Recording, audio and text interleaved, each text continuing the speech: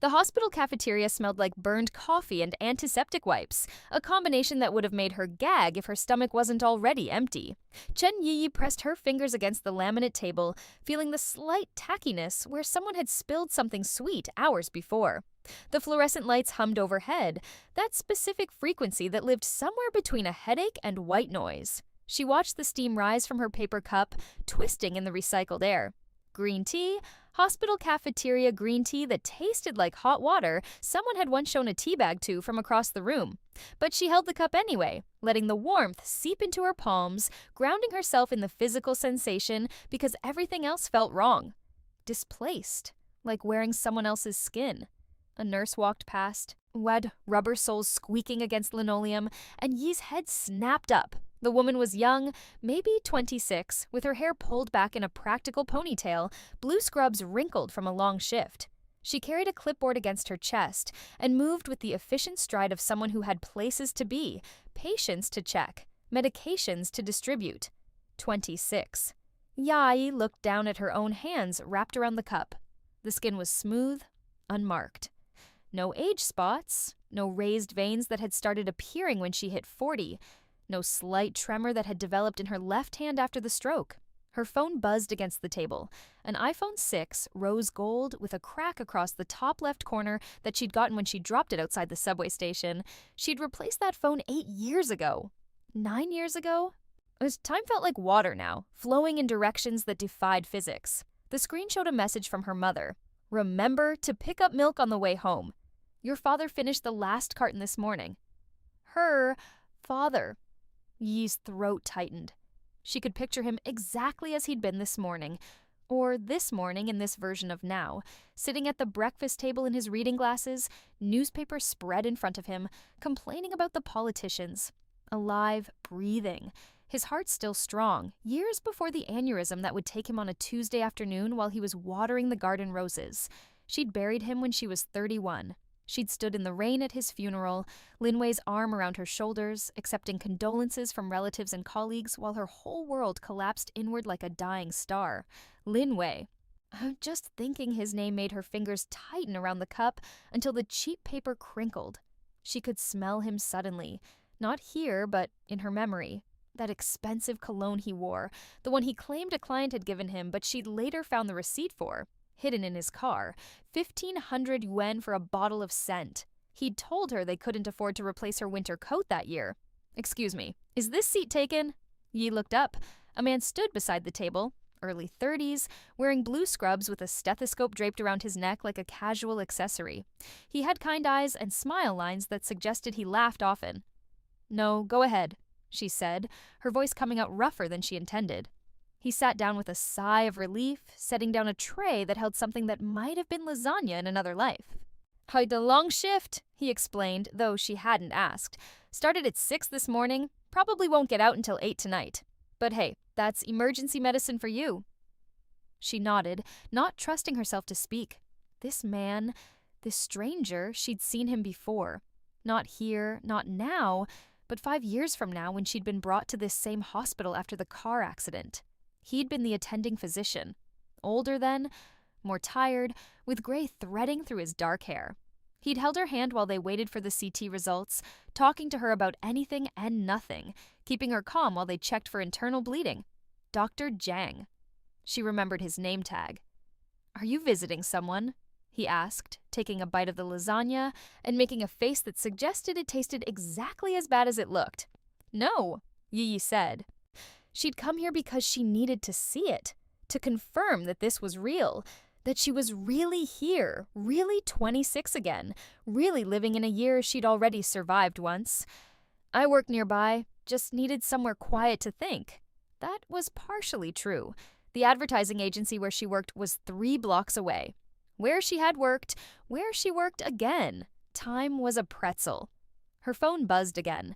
This time it was a message in a group chat. Her university friends planning a dinner for next week?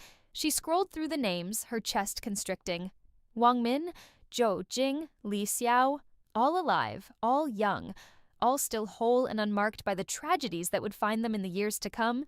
Jo Jing would die in childbirth when she was 34. Li Xiao would move to Singapore for a job and slowly drift away until they were strangers who sometimes liked each other's social media posts. Wang Min would be diagnosed with breast cancer at 38 and beat it, but the treatment would change her, hollow her out in ways that had nothing to do with her body. And her, Yayi herself, she died at 43, while alone in her apartment, having alienated most of her friends through years of bitterness and isolation. The superintendent had found her 3 days after the fact, when the neighbors complained about the smell. But here she was, 26 again, sitting in a hospital cafeteria with her whole ruined life stretching out before her like a map she'd already traversed. "You okay?" Dr. Zheng was looking at her with concern. "You're very pale." "I'm fine," she said automatically. Then, because something in his kind eyes made her honest, "Actually, I think I'm having an existential crisis." He laughed, the sound warm and genuine. "Well, you've come to the right place. We specialize in those. Usually around 3 a.m. in the waiting room, but we're flexible." He pushed his tray aside, giving her his full attention. "Want to talk about it?" Did she? Could she? What would she even say? "I died and woke up 17 years in the past, and everything I thought I knew about my life is both true and hasn't happened yet, and I can't decide if this is a gift or a curse." "It's complicated," she said instead. "The best things usually are." Her phone buzzed again. This time it wasn't a message. It was a call. The name on the screen made her blood run cold. Lin Wei. For a moment, she just stared at it, watching the screen light up with each ring. In her first life, she'd answered every one of his calls, eager and in love and so catastrophically stupid. She'd rearranged her schedule for him, canceled plans with friends, skipped family dinners. She'd made herself small and convenient, and always available. The phone stopped ringing. Voicemail. 3 seconds later, a text. "Are you still mad? Can we talk? I miss you." She could taste bile in the back of her throat. This was from last night, or rather, last night in this timeline. They'd had a fight because he'd canceled their dinner plans for the 3rd time in 2 weeks. Some excuse about a client meeting that ran late. In her first life, she'd believed him. She'd apologized for being clingy and demanding. She'd made it up to him by cooking his favorite foods and pretending everything was fine. But this wasn't her first life anymore. He stood up abruptly, her chair scraping against the floor. "I need to go." Dr. Zhang looked startled but nodded. "I hope things work out," he called after her as she headed for the exit. The November air hit her like a slap out when she stepped outside, cold and sharp, carrying the smell of roasted chestnuts from a street vendor on the corner. She could hear the evening traffic, the perpetual symphony of Beijing, car horns and bicycle bells and the distant rumble of the subway beneath the street. Someone was playing music from a phone, a pop song that had been everywhere this year. She'd forgotten about that song. It would be played at every wedding and karaoke session for the next 18 months. Then fade into nostalgic obscurity. She walked without thinking, her feet carrying her down familiar streets. The city looked the same, but different. Fewer high-rises, more mom-and-pop shops that would be replaced by chain stores in a few years. The air quality was worse than she remembered, but maybe that was because in her mind, this era had taken on a golden hue. The past always prettier in retrospect. Her phone rang again. Lin Wei, persistent as always. This time she answered. "Finally," he said, and she could hear the smile in his voice. That charming, boyish smile that had first attracted her at a friend's party 7 years ago. 7 years ago in the timeline that no longer existed. Would exist again. God, her head hurt. "I was starting to think you'd blocked me." "I was in a meeting," she lied smoothly. The lies had always come easily with him. She'd spent years lying to herself about who he really was. "Can I see you? I'm at the office, but I can leave early.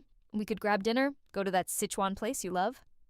The Sichuan place. He'd proposed to her there in 6 months, getting down on one knee beside their table while the other diners applauded. She'd said yes through happy tears, believing she was the luckiest woman alive. The marriage would last 8 years before the divorce papers arrived via courier while she was at work. Clinical and final, her entire life reduced to legal terminology and asset division. "I can't tonight," Yai said. "I have plans." A pause. In her first life, she'd never said no to him. Never had plans that couldn't be canceled. Plans? With who? There it was. That edge of ownership in his voice. Though the possessiveness he disguised as caring.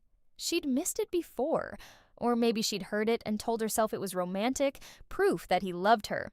"Friends?" she said vaguely. "I'll talk to you later?" She hung up before he could respond, then immediately turned off her phone. Her hands were shaking. Such a small act of defiance, and her body was reacting like she'd just jumped off a cliff. Maybe she had. The apartment was exactly as she remembered it. A small one-bedroom in a sixth-floor walk-up, the elevator perpetually broken, the walls thin enough that she could hear her neighbors' arguments and television shows.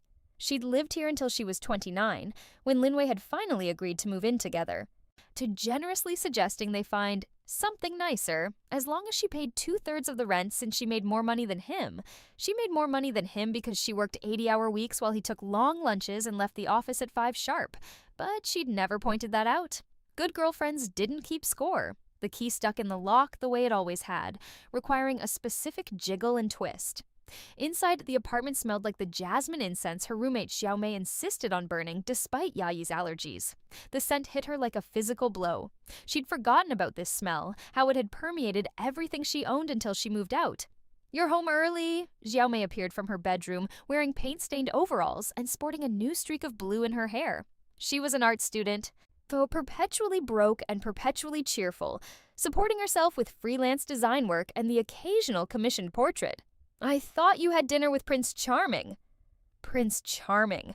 That's what Xiaomei had called Lin Wei, always with a slight edge that Yi had attributed to jealousy. But looking at her roommate now, really looking, she could see something else in her expression. Concern. Disapproval, carefully masked as humor. "Cancelled?" Yi said, dropping her bag on the couch. "Again?" "Again." Xiaomei studied her for a long moment, then disappeared into the kitchen. Yi heard the click of the gas stove, the whistle of the kettle being filled. Her roommate returned carrying 2 mugs of tea, real tea this time, the expensive jasmine pearls that Xiaomei's grandmother sent from Hangzhou.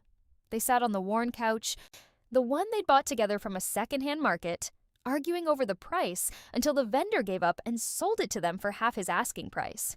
In 3 years, Xiaomei would move to Shanghai for a job at a gaming company.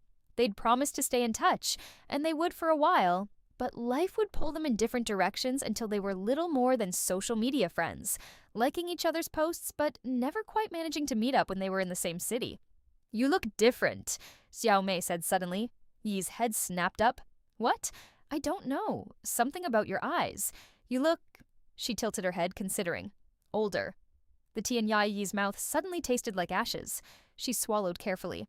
"I'm tired. Work has been insane." Xiaomei didn't sound convinced, but she let it drop. Instead, "Li," she said, "can I ask you something? And I want you to really think about your answer." "Okay. Are you happy?" The question hung in the air between them like a living thing. Yi opened her mouth to say yes. Of course yes. Why would you even ask?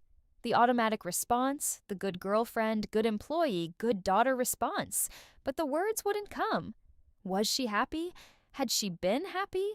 In her first life, she'd told herself she was happy right up until the moment she wasn't, until she was sitting in a lawyer's office signing divorce papers, until she was standing at her father's grave, until she was alone in her apartment measuring out pills and trying to calculate exactly how many would be enough. "No," she said finally. "I don't think I am." Xiaomei reached over and squeezed her hand. "Thank you for being honest." They sat in silence for a while, drinking their tea, listening to the sounds of the building around them. Someone upstairs was practicing violin. Badly. The couple next door was cooking something with garlic and ginger, the smell seeping through the walls. A dog barked. A child laughed. Life. Messy and chaotic and completely ordinary. Ya's phone, lying face down on the coffee table, vibrated insistently. She knew without looking that it was Lin Wei. He wouldn't give up easily. He never did. Especially when he wanted something. "You don't have to answer," Xiaomei said quietly. "I know." But the phone kept vibrating, kept demanding her attention, and finally, Yi grabbed it and turned it back on. 7 missed calls. 12 texts, each one progressively more worried, more accusatory. "Are you okay?" "Oh, why aren't you answering? Did something happen? This is really unfair. You know I hate when you ignore me. Baby, please. I'm worried. Are you with someone else? I can't believe you're doing this fine. Be that way? I'm sorry, I didn't mean that, please call me. The pattern was so familiar it made her teeth ache. The cycle of concern to accusation to guilt to apology, all designed to make her feel responsible for his emotions, obligated to manage his anxiety. She'd fallen for it for years. She'd twisted herself into knots, trying to be what he needed, trying to prove she was loyal and devoted and worthy of his love. Another text came through as she watched. I need to talk to you about something important. Work stuff. I could really use your advice. Work stuff, right. Yi remembered this conversation, or the version of it that had happened in her first life. He'd wanted her to introduce him to her boss, Richard Chen, who had connections throughout the industry. Linwei had been stuck in a mid-level position at a mediocre company, watching former classmates get promoted while he stagnated. He'd blamed bad luck, office politics, anyone but himself. In her first life, she'd set up the meeting. She'd coached Linwei on what to say, how to present himself, which of Richard's projects to reference. She'd essentially written his cover letter and talking points, and when Richard had called 2 weeks later to say he'd recommended Linwei for a position at one of the top firms in the city, she'd been so proud, so happy that she could help the man she loved. He'd gotten the job, his salary had tripled. He'd moved into a luxury apartment in Chaoyang district and started wearing designer suits and going to networking events at expensive hotels. And he'd started coming home later and later, canceling plans, being vague about his schedule. 6 months after he started the new job, he'd met someone at a company party. A woman named Zhang Xiao, 23 years old, daughter of a real estate developer, beautiful and connected, and everything Yi wasn't. The affair had lasted 2 years before Yi found out. She'd discovered it in the most cliché way possible. A text message that popped up on his phone while he was in the shower. Last night was amazing. Can't wait to see you again. Miss you already. When she'd confronted him, he'd cried. He'd said it meant nothing, that he loved Yi, that he'd made a terrible mistake. He'd promised to end it, to go to counseling, to do whatever it took to save their marriage. She'd believed him. She'd forgiven him. She'd tried so hard to make it work. It had happened again. And again, different women, same pattern. Each time he promised to change, each time she chose to believe him because the alternative was admitting that she'd wasted years of her life on someone who had never truly valued her. Now, sitting in her old apartment with her young roommate beside her and 17 years of mistakes stretching out behind and ahead of her, Yi made a decision. She opened her messages and typed, "Let's meet tomorrow." "Lunch? There's a new hot pot place near my office." His response came immediately. "Yes, thank you, baby. I knew you'd come around. I love you so much." She stared at those words. "I love you," and felt nothing. No warmth, no flutter, nothing but a cold, analytical certainty. "Everything okay?" Xiao Mei asked. Yi looked up and smiled. It felt strange on her face, that smile. Real. "Yeah," she said. "I think it's about to be."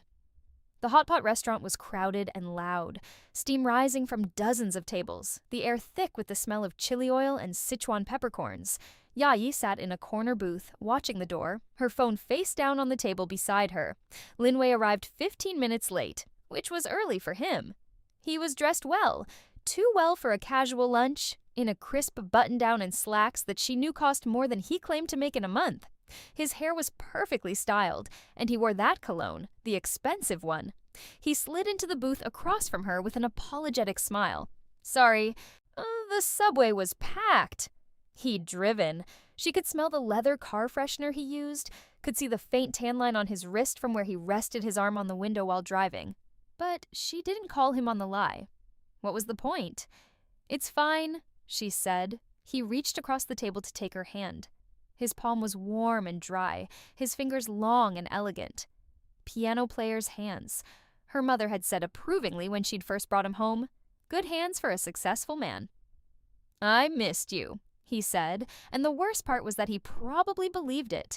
Linwei was good at believing his own stories, at rewriting reality to cast himself as the hero. "You said you needed advice about work," Yi said, gently extracting her hand to pick up the menu. A flash of something crossed his face. Annoyance, maybe? That she wasn't playing along with the romantic reunion he'd scripted. But it was gone quickly, replaced by earnest concern. "Right, yeah, I don't know if I should even ask. I know things have been weird between us." "Ask." He took a breath, and she could see him organizing his thoughts, preparing his pitch. "You know, I've been stuck in the same position for 2 years now. Every review, they tell me I'm doing great, but when promotion time comes around, they give it to someone else, someone with better connections, better guanxi. Guanxi, connections, the currency of Chinese business, more valuable than money or talent. And I've been thinking," he continued, "about what you said once about your boss, Richard Chen. How he knows everyone in the industry, how he's always helping people find opportunities." There it was. Yi felt something settle in her chest, heavy and certain. "You want me to introduce you?" she said flatly. "Not just introduce," he said quickly. "I've done my research. I know Chen Industries is looking to expand their digital marketing division. I have ideas, real innovative strategies that could— You want me to get you a job." He had the grace to look slightly embarrassed. "When you put it like that, it sounds mercenary. But Yi, I'm drowning at my current company. My talents are being wasted. And I know that if I could just get in front of the right people, prove what I can do, everything would change. Not just for me, for us. I could finally support you the way you deserve." Support her? That was rich. In her first life, even after he'd tripled his salary, she'd still paid for most of their shared expenses. He'd always had some reason why his money was tied up. Investments, helping his parents, unexpected bills. A server arrived with a massive pot of bubbling broth, splitting it into 2 sections, mild and spicy. They ordered meat and vegetables, tofu and mushrooms, hand-pulled noodles. The ritual of hot pot, familiar and soothing. While they waited for the broth to heat properly, Linwei kept talking, painting a picture of the future they could have once he got this new job. A better apartment, vacations to Thailand and Japan. Maybe even marriage, though he didn't quite say that directly, just implied it with careful phrases about building a life together and long-term planning. He was good at this, at making her feel like his success would be their success, like helping him was helping herself. Yi picked up her tea and took a slow sip. Buying time. She could feel the weight of her future knowledge pressing against her skull like a physical thing. She knew exactly how this played out. She knew that helping him would be the beginning of the end. That every opportunity she gave him would take him further away from her, would transform him from the struggling boyfriend who needed her into someone who found her increasingly inconvenient. But she also knew something else. She knew that Linwei, for all his charm and ambition, wasn't actually very good at his job. He was mediocre at best, carried by his ability to schmooze and network, his knack for taking credit for other people's work. He'd failed upward through a combination of luck and audacity, but he had no real substance. And Richard Chen, her boss Richard Chen, didn't suffer mediocrity. He was brilliant and demanding and had a legendary ability to see through bullshit. In her first life, he'd given Linwei a chance because Yi had vouched for him, had spent political capital she'd earned through years of excellent work. This time could be different. This time, she wouldn't coach him, wouldn't prepare him, wouldn't smooth his rough edges or cover his weaknesses. This time, she'd let him be exactly who he was. "Okay," she said. Linwei's face lit up. "Really? You'll do it? I'll set up a meeting, but that's all I can do. The rest is up to you." "Thank you." He reached across the table again, squeezing her hand so hard it almost hurt. "Thank you, baby. You won't regret this, I promise. This is going to change everything." He had no idea how right he was. The next morning, Yi arrived at the office early. Before most of the staff. The advertising agency occupied the 15th through 17th floors of a glass tower in Dongcheng District. She'd worked here for 4 years in her first life before Richard had recruited her to join him at Chen Industries, his own company. She'd stayed there until the car accident that had left her unable to work, the beginning of her long spiral downward. But that was years away. Might never happen now. The future was a river that could be redirected. She took the elevator to the 17th floor, where the executive offices were located. Richard's door was already open, light spilling into the hallway. He was always here early, often before dawn, so working through reports and strategy documents with a cup of black coffee that he'd made himself in the kitchenette because he insisted the secretary made it too weak. Yeshi knocked on the doorframe. "Got a minute?" Richard looked up, his reading glasses perched on his nose. He was 52 years old, with silver threading through his black hair and the kind of face that showed every year he lived but wore them well. In her first life, he'd been her mentor, her champion, the father figure who'd filled some of the void when her own father died. She'd missed him.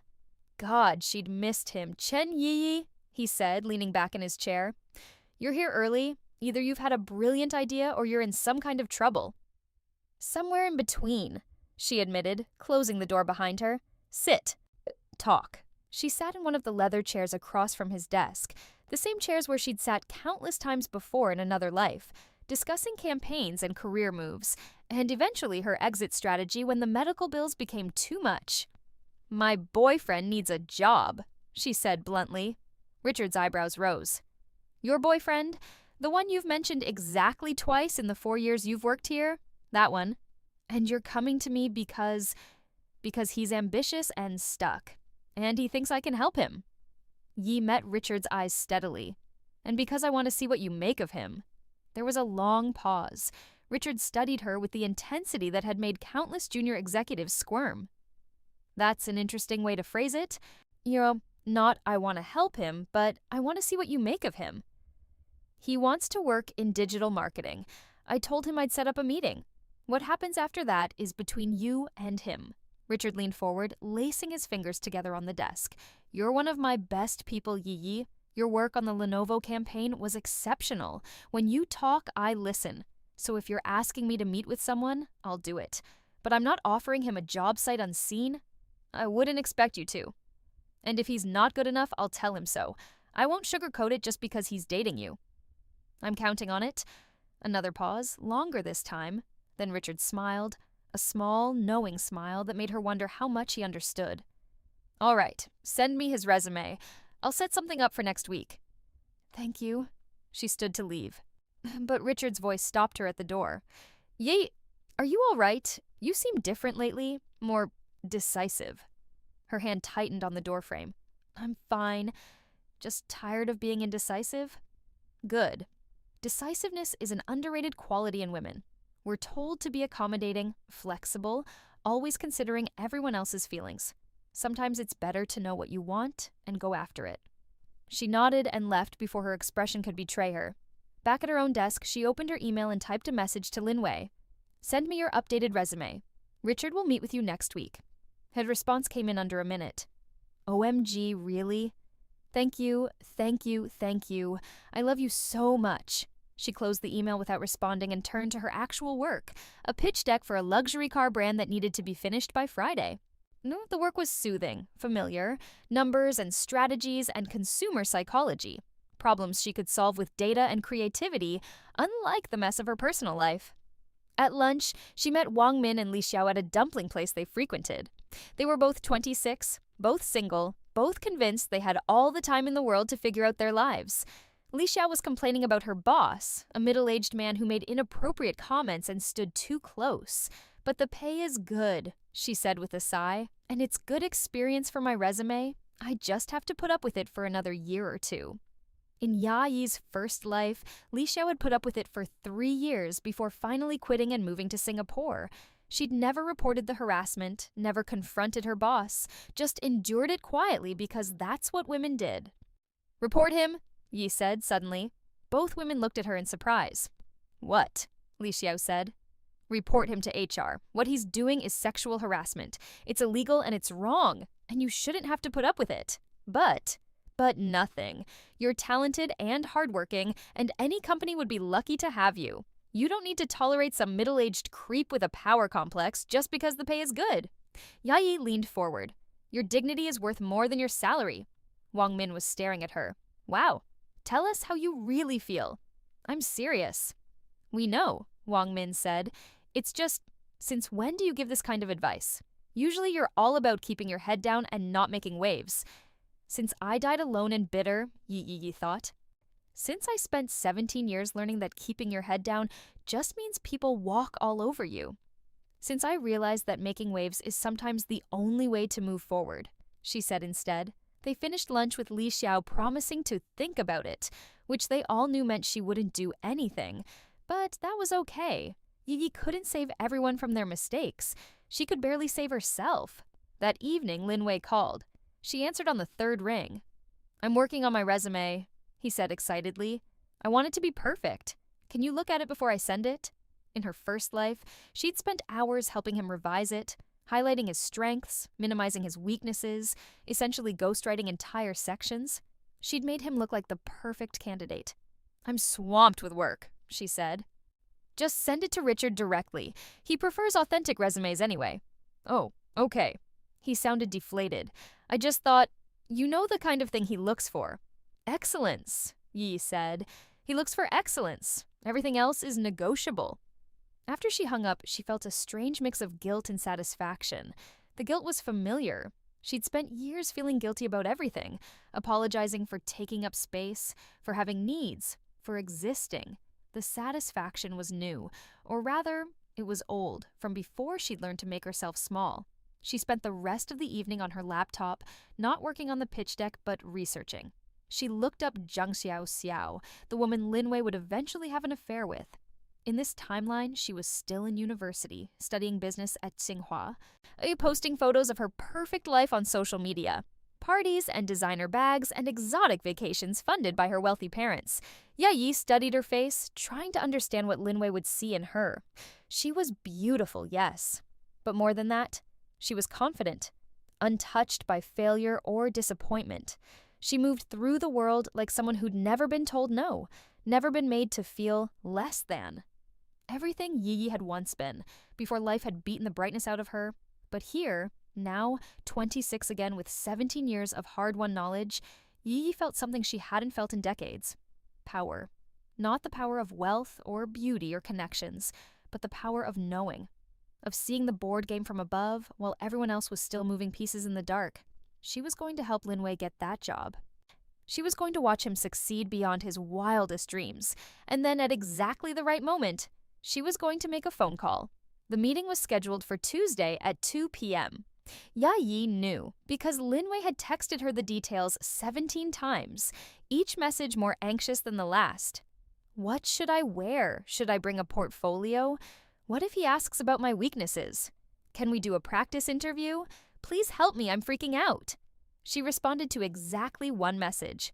Just be yourself. On Tuesday morning, she was in a client meeting when her phone buzzed with a text from reception. Your boyfriend is here to see you. She excused herself and found Lin Wei in the lobby, dressed in a suit that was trying too hard. Too shiny, too fitted, too much. He was sweating despite the air conditioning. His hands fidgeting with his leather portfolio.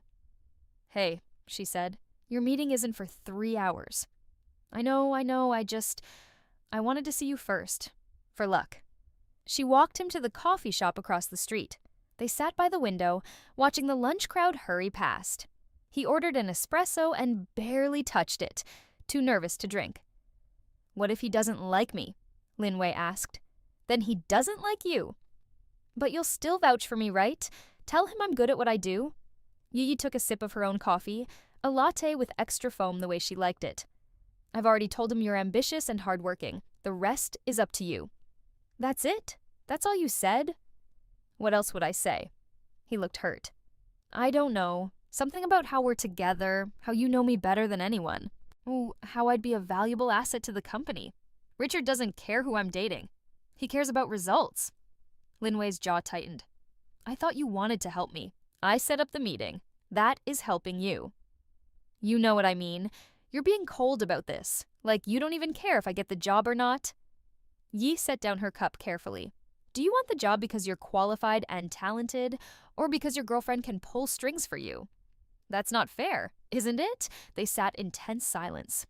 Outside, a bicycle courier nearly collided with a taxi, both drivers shouting at each other before moving on. Life in Beijing, everyone in a hurry, everyone certain they had the right of way. I should go, Lin Wei said finally. Prepare some more. Good luck, Yi said. He left without kissing her goodbye. She watched him walk away, shoulders hunched, and felt nothing.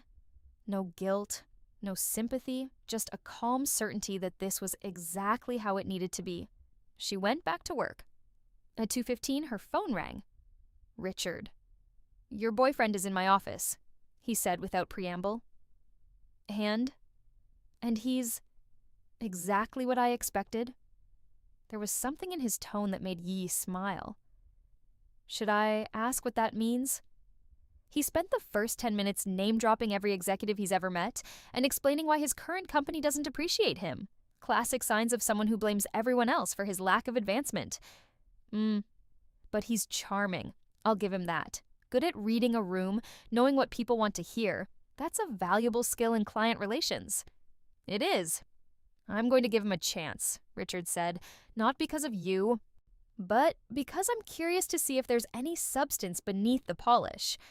I'm setting up a second interview with the digital marketing team next week. If they like him, we'll talk about a position. Thank you. Don't thank me yet. If he's not good enough, I'll fire him within 3 months. I won't keep dead weight just because he's dating you. I wouldn't want you to. Richard laughed. You know, when you first came to me about this, I thought you were making a mistake, mixing business and personal, but now I'm not so sure. You're up to something, Chen Yiyi. Just trying to see clearly, she said. After work, she met Xiaomei for dinner at a Korean barbecue place. Her roommate showed up with paint in her hair and news that she'd landed a commission for a local restaurant, murals for their new location. It's not much money, Xiaomei said, grilling beef with the focused intensity she brought to everything, but it's exposure. And I get to paint whatever I want as long as it fits the theme. They want something about Beijing, old and new together. That's amazing, Yiyi said, and meant it. You seem happier, Xiao Mei observed. Did something happen with Lin Wei? Maybe. I helped him get a job interview. And that makes you happy? Yayi considered the question. Not happy exactly. More like in control. For the first time in a long time, I feel like I'm making choices instead of just reacting to things. Xiaomei studied her across the grill. I'm glad. You've always been so good at helping other people figure out their lives. It's nice to see you focus on your own for once. They ate and talked about art and work and the future. Xiaomei had dreams of opening her own gallery someday, of showcasing emerging artists, of building something meaningful. In Yiyi's first life, those dreams had died slowly, suffocated by student loans and rent and the daily grind of survival. Don't give up on the gallery, Yayi said suddenly. What? Your dream. The gallery.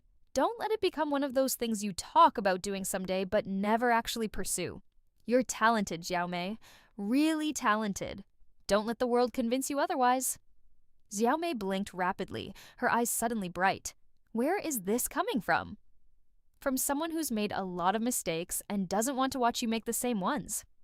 They finished dinner in comfortable silence, the kind of companionship that didn't require constant conversation.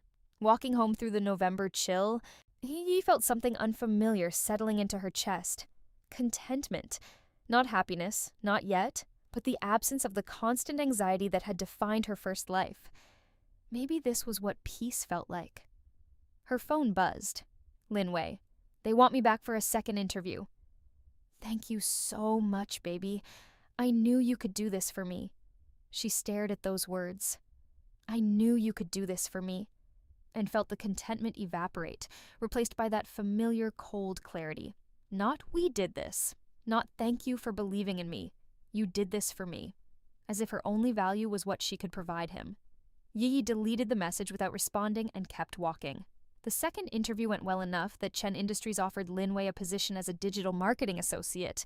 The salary was 3 times what he'd been making. The benefits included health insurance, performance bonuses, and access to the company's network of high-level clients. He called Yayi the moment he got the offer, literally shouting into the phone, I got it! I got the job! This is incredible! Everything's going to change now. I can feel it. Congratulations, she said. We need to celebrate. Let me take you out to dinner. Somewhere fancy. The best restaurant in Beijing. Money's no object now. They went to a French restaurant in Sanlitun, the kind of place with more forks than seemed necessary, and waiters who moved like shadows. Lin Wei ordered a bottle of wine that cost more than Yi's monthly rent, and insisted on getting the tasting menu. He was electric with excitement, talking about his new office, his new colleagues, the projects he'd be working on. Richard said I'd be working directly with the Huawei account. Do you know how huge that is? This could make my career. Yi sipped her wine and listened. She remembered this night from her first life. How happy she'd been for him. How proud. She'd thought his success was their success, that lifting him up would lift them both. She'd been so naive. And the best part, Lin Wei continued, reaching across the table to take her hand, is that I couldn't have done this without you. You believed in me when nobody else did. You opened doors for me. I'm going to spend the rest of my life making this up to you. You don't owe me anything, Yi said. Of course I do. You're the reason I'm sitting here, the reason everything's changed. He squeezed her hand. I love you, Chen Yi. I know I don't say it enough, but I do. And I'm going to prove it to you every day. The words should have meant something. In her first life, they had. She'd treasured them, replayed them in her mind during the long periods when he was too busy to call, when he canceled plans, when he came home smelling like someone else's perfume. Now they just sounded hollow. They finished dinner and took a taxi back to her apartment. Linwei wanted to stay over, to celebrate properly, but Yayi claimed she had an early meeting and needed to prepare. He was disappointed but accepted it, riding high enough on his own success that nothing could bring him down. After he left, Xiaomei emerged from her room. How was dinner? Expensive? You don't seem very happy for someone whose boyfriend just got his dream job. Yi kicked off her heels and collapsed on the couch. Oh, yeah, I'm tired of performing happiness. That's dark. Is it? Or is it just honest? Xiaomei sat down beside her, tucking her feet under her. What's really going on with you two? And please don't say everything's fine. Yai was quiet for a long moment, staring at the ceiling. Have you ever known something was going to end badly but decided to do it anyway? Like that pottery class I took last year that ended with me accidentally destroying half the pieces in the kiln? Despite everything, Yayi laughed. Something like that. Want to talk about it? Not yet, but soon maybe. Linwei started his new job the following Monday. For the first 2 weeks, he texted Yi constantly. Photos of his new office, stories about his colleagues, excited updates about projects and meetings. She responded sporadically. Enough to avoid a fight, but not enough to encourage the constant contact. By week 3, the messages started slowing down. He was busy, he said, learning the ropes, building relationships with the team. She understood, right? She did. Better than he knew. In week 4, he canceled their Friday dinner plans because of a work event. It's important networking, he explained. Richard will be there and the CEO of Huawei. I need to make a good impression. Of course, Yi said. You're the best. I'll make it up to you this weekend, I promise. The weekend came. He was too tired. Maybe next weekend. Next weekend there was another work event. The pattern was already establishing itself, faster than it had in her first life. Maybe because she wasn't fighting it this time, wasn't calling him out, wasn't making him feel guilty. She was giving him exactly enough rope, and he was taking it eagerly. It was almost December when she saw the social media post. One of Linwei's new colleagues had tagged him in a photo from a company party, a group shot of the marketing team at a karaoke bar. Linwei was in the center, his arm around a young woman with long hair and a bright smile. Ya zoomed in on the photo. The woman was pretty, maybe 24 or 25, wearing a dress that probably cost more than Yi made in a month. She was leaning into Linwei, comfortable and familiar. Not Zhang Xiao, someone new, or rather someone who hadn't existed in her first timeline because the variables had changed. Interesting. She downloaded the photo and reverse image searched it. The woman's profile came up. Liu Maimi, digital marketing coordinator at Chen Industries, graduate of Beijing Foreign Studies University, daughter of Liu Zhen, a mid-level party official, connected, beautiful, available, exactly Linwei's type. Yi felt nothing. No jealousy, no heartbreak, just that cold analytical certainty, like watching a chess game unfold exactly as predicted. She called Richard the next morning. Chen Yi, he said, sounding pleased, I was just thinking about you. We need to discuss the Lenovo campaign. How's Linwei doing? She interrupted. A pause. Your boyfriend? He's adequate. Good with clients, charming when he needs to be. Not as strong on the actual strategy side as I'd hoped, but he's learning. Adequate. Is that a problem? No, just wanted your honest assessment. Well, honestly, he's coasting on his personality and connections. He's smart enough to recognize good ideas when he sees them, but he's not generating them himself. He's the kind of employee who'll never be exceptional, but will never quite fail either, as long as someone else is doing the heavy lifting. Exactly what she'd expected. Thank you. Yai, can I ask you something? When you asked me to interview him, did you already know what kind of employee he'd be? She smiled even though he couldn't see her. I had a pretty good idea. Then why? He stopped, then laughed. Never mind. I think I'm starting to understand. You're more devious than I gave you credit for. I prefer a strategic. Of course you do. She hung up and went back to work, feeling that same sense of pieces falling into place. Everything was proceeding according to plan, a plan she was writing in real time. Wow. Using her knowledge of what had been to craft what would be. That evening, Linwei texted, "Miss you.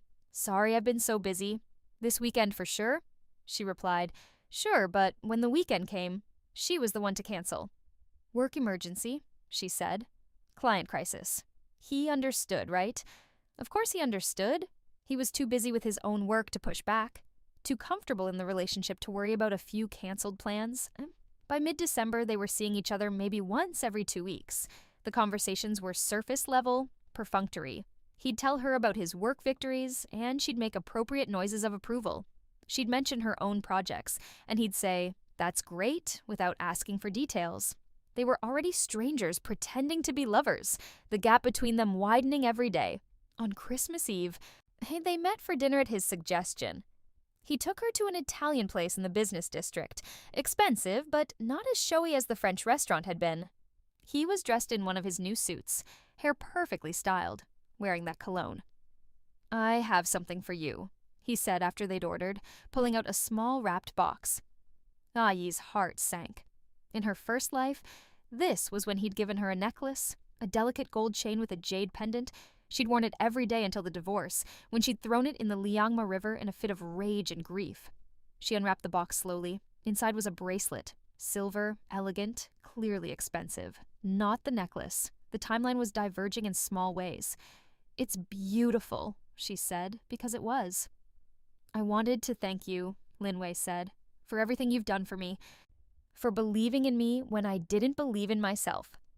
The words were right, but there was something performative about them, like he was reciting lines from a script. He was saying what he thought he should say, what would make him look good, what would ensure she remained invested in his success. She put the bracelet on.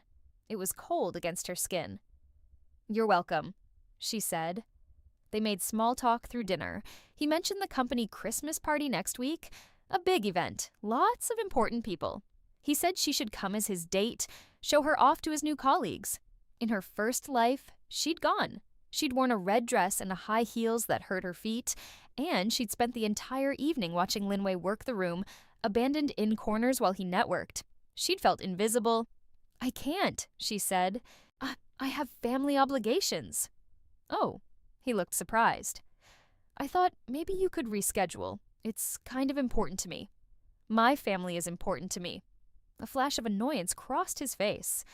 "Right. Of course. Family first." They finished dinner in uncomfortable silence.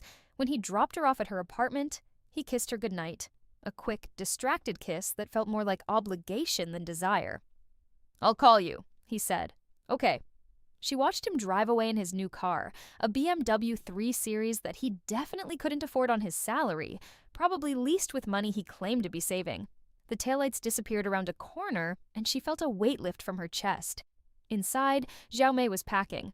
She was going home to Hangzhou for the holidays, spending 2 weeks with her family. "How was dinner?" she asked, folding clothes into a suitcase. "Fine. Just fine. He gave me a bracelet." "That's nice." "It's very nice. It's also very calculated." Xiaomei stopped packing. "Yi, I'm going to ask you something, and I want you to really think about your answer. Why does everyone keep asking me to think about my answers? Do I usually not think?" "You usually overthink, but about the wrong things." Xiaomei sat down on her bed. "Do you actually want to be with Linwei? Not should you be, not is he a good catch, not what will people think. Do you want him?" The question hung in the air. Did she want him? Had she ever wanted him? Or had she wanted the idea of him? The security, the partnership, the societal approval that came with being part of a successful couple? In her first life, she'd wanted him desperately. She'd organized her entire existence around him, made him the sun she orbited. And when he'd left, when the divorce papers had arrived and the truth about his affairs had come out, she'd collapsed inward like a star going supernova, all her light extinguished. Now, sitting in her apartment with 17 years of hindsight, she tried to remember what she'd loved about him.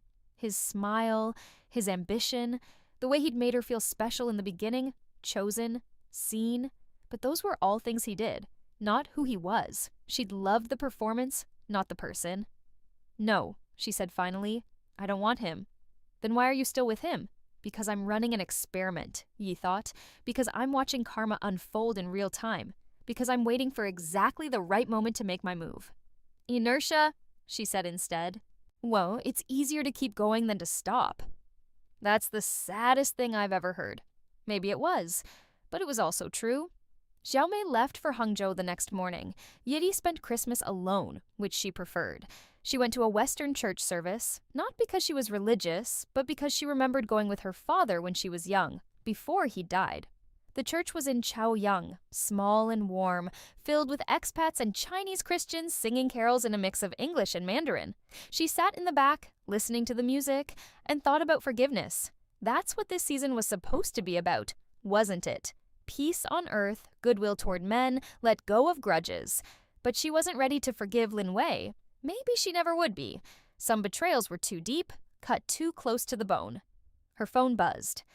A message from her mother: "Your father and I are making dumplings. Come home if you're free." She almost said no. In her first life, she'd been too busy with Lin Wei to visit her parents much, always putting him first. They'd been hurt by that, though they'd never said so directly. After her father died, her mother had mentioned it once, gently. "I wish we'd had more time together while he was still here." Yayi stood up in the middle of the sermon and left. Her parents lived in a small apartment near Tiantan Park.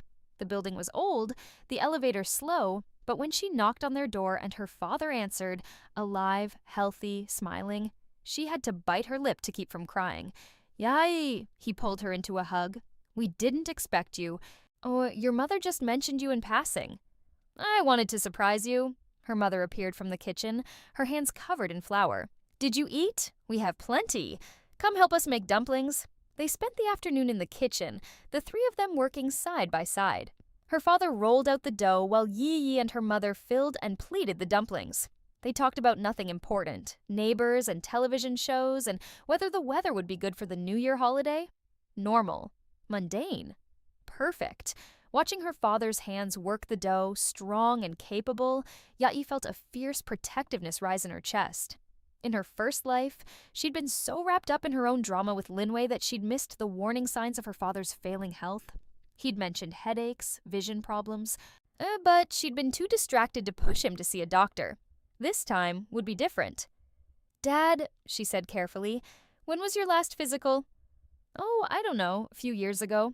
"You should schedule one, just a checkup, make sure everything's working properly." He waved her off. "I'm fine, healthy as an ox.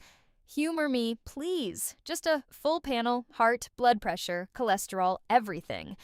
Her mother looked at her with surprise. "That's very responsible of you, Yayi."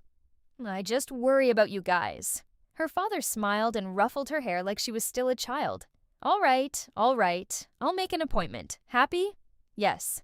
They ate the dumplings together, dipping them in vinegar and soy sauce, and Yi tried to memorize every detail, the way her father laughed at her mother's jokes, the pattern on the tablecloth, the specific taste of the dumplings. She'd taken all of this for granted before.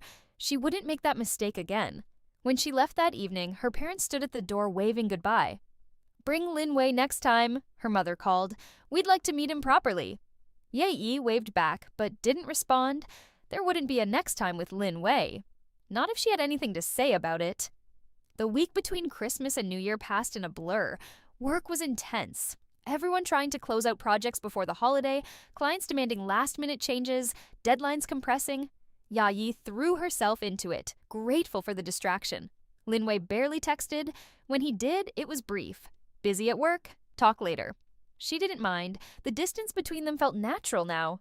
Comfortable, even. On New Year's Eve, he called, "Hey, the company is throwing a party. Wanna come?" "I have plans with friends." "Oh," a pause. "Okay. I'll see you in the new year then." "See you?" She hung up and stared at her phone. This was it, the official beginning of the end. In her first life, she'd rearranged her plans to go to his work party, desperate to be included in his new life. He'd left her alone most of the night while he networked, and she'd spent midnight watching him toast champagne with colleagues while she stood by the buffet table eating spring rolls. This time, she went to Wang Min's apartment where their friend group was gathering for hot pot and drinking games. They played cards and sang karaoke badly and counted down to midnight while watching the CCTV New Year's Gala. At exactly midnight, fireworks exploded across the city, illegal but tradition. And Yi stood on the balcony watching the sky light up. New year, new start, Li Xiao said, coming to stand beside her. Let's hope so. You seem different lately. More present. Yi smiled. I'm trying to be. It suits you. The first week of January passed. Linwei texted sporadically, always about work. He was traveling to Shanghai for a client meeting. He was working late on a presentation. He was sorry, but he'd have to reschedule their dinner plans again. Yayi said okay to everything. She was busy too, genuinely busy with her own work and her own life. She'd started going to a painting class on weekends, something she'd always wanted to try. She'd reconnected with old friends from university. She'd started jogging in the mornings, getting up before dawn to run around Rattan Park while the city was still quiet. She was building a life that didn't revolve around Lin Wei, and it felt good. By the second week of January, she'd gone through his social media. He was posting more frequently now. Photos from business dinners, team outings, industry events. In many of them, Liu Maimei appeared. Never alone with him, always in groups, but there was a familiarity in how they stood next to each other. How his hand sometimes rested on her shoulder in a way that seemed just slightly too casual. Yai scrolled through the photos clinically, taking screenshots, noting dates and locations, building evidence, though she wasn't sure yet what she'd do with it. On January 15th, exactly 4 weeks after Linwei had started at Chen Industries, he texted, "We need to talk. And can you come over to my place tonight?" She stared at the message for a long moment. This felt familiar. The serious tone, the summons to his apartment. In her first life, this had been when he'd talked about wanting to slow things down, about needing space to focus on his career. He'd somehow made it sound like he was doing her a favor, like giving her less of himself was an act of love. She'd cried. She'd begged him to reconsider. She'd promised to be less demanding, less needy. The memory made her feel sick. "What about?" She typed back. "Just us. I think we should talk about us." "Okay, what time? 7? See you then." She went through the rest of her workday on autopilot, her mind already writing the script for how the evening would unfold. He'd start with compliments, how great she was, how much he cared about her.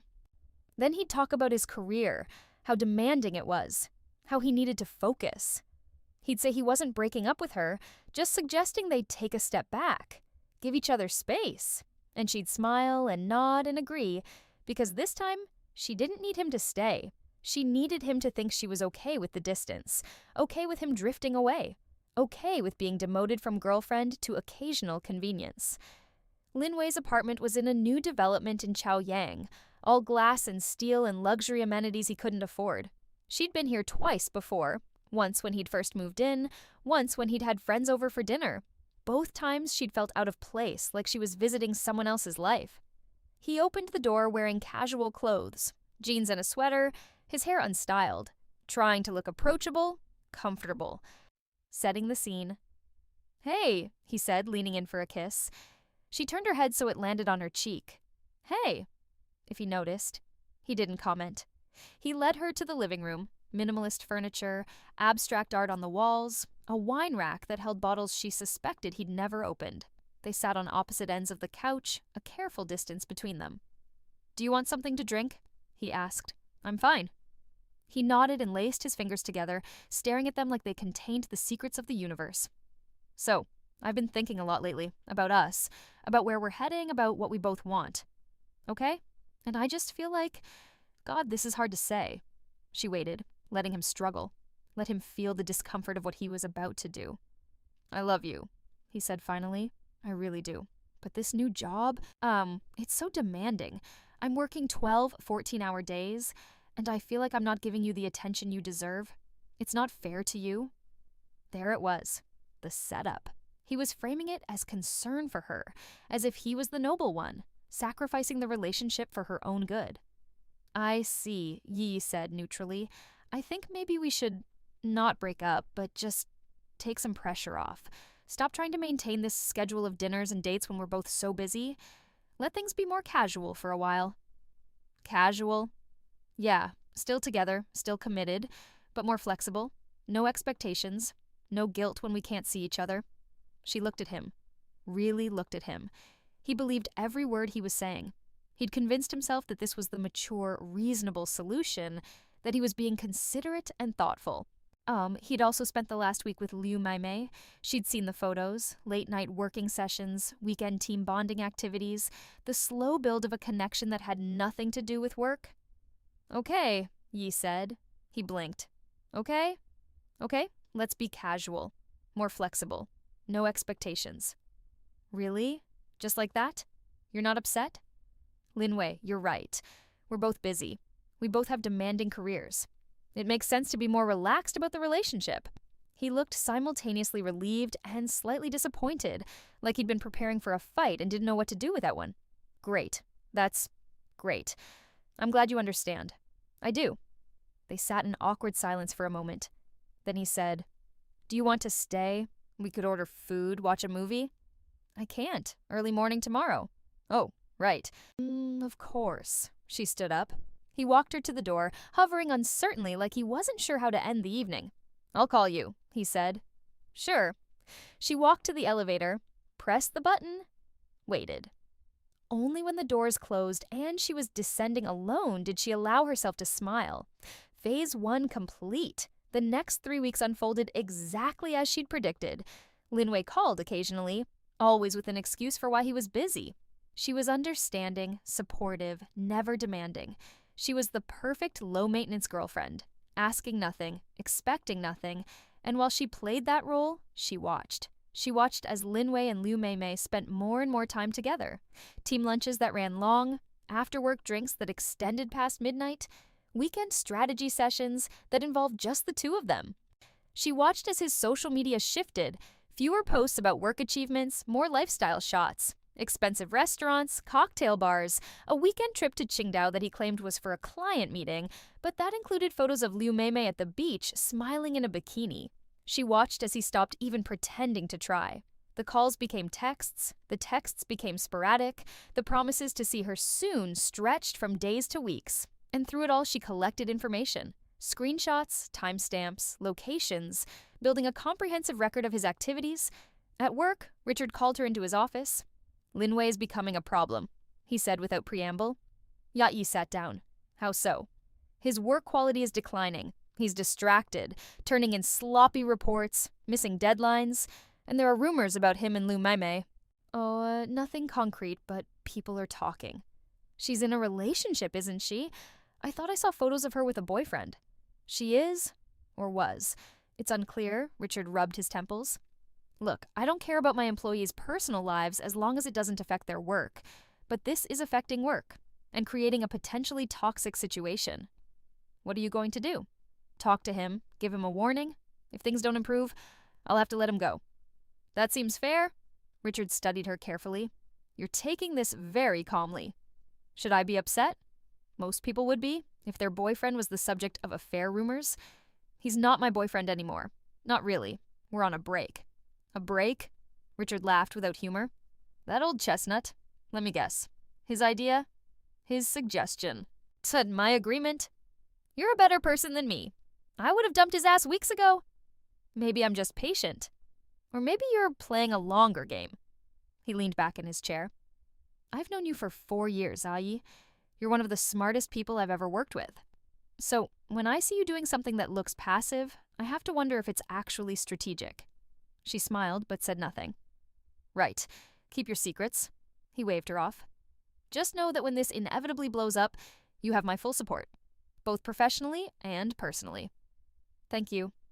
She left his office and went back to her desk. Her phone showed a message from Linwei. Can't make dinner tomorrow? Big presentation on Friday. Rain check? She typed back. No problem. Good luck with the presentation. She didn't mention that she'd seen photos of him at a karaoke bar last night, Liu Maimei on his lap, both of them drunk and laughing. She didn't mention that Liu Maimei's boyfriend had commented on the photos, angry and hurt. She didn't mention that the office gossip chat, which she had access to through a friend in accounting, was blowing up with speculation. She just said good luck and went back to work. That Friday, the presentation went poorly. Linwei had been so distracted with Lu Mei that he'd barely prepared. The client, a major electronics manufacturer, had been unimpressed with his vague strategies and generic recommendations. They'd walked out of the meeting saying they'd take it under advisement, which everyone in the business world knew meant no. Richard was furious. He called Linwei into his office and, according to the administrative assistant who heard the whole thing, tore into him about professionalism and responsibility and wasted opportunities. Linwei texted Yi that night, "Horrible day. Really need to talk to someone who understands me." She waited 3 hours before responding, "Sorry, was at dinner with friends. What happened?" He called instead of texting, and she let it ring 4 times before answering. "Everything's falling apart," he said, and she could hear that he'd been drinking. "Richard hates me. The clients hate me. Everyone's turning against me." "I'm sure that's not true."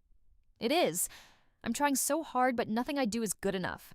And there are all these rumors, people talking about me and Mimei, but we're just friends. Just colleagues. But everyone's making it into something it's not." "Mimei?" "Liu Mei. So she works in my department. We've been collaborating on projects." "Oh. You believe me, right? That it's just work?" She could picture him exactly, sitting in his expensive apartment, drunk and spiraling, needing someone to absolve him, to make him feel like the victim instead of the villain. "I believe you," she lied. "Thank you. God, thank you. You're the only one who really understands me, the only one who's always on my side." They talked for another hour. He complained about Richard, about the clients, about his colleagues who were jealous of his success. He talked about how hard he was working, how underappreciated he felt, how unfair it all was. She made sympathetic noises and said nothing of substance. And when he finally exhausted himself and hung up, she sat in the darkness of her apartment and felt nothing but a cold satisfaction. The pieces were all in place. The stage was set. It was almost time to make her call. She waited 1 more week. 7 days during which Linwei spiraled further, his texts becoming more erratic, more desperate. He wanted to see her, he said. He needed her. Could she come over? Could they have dinner? Could she please call him back because he felt like he was losing his mind? She responded sporadically, always friendly, always understanding, always too busy to actually meet. She had work, she had family obligations, she had friends visiting from out of town. Meanwhile, the situation with Lu Mei escalated.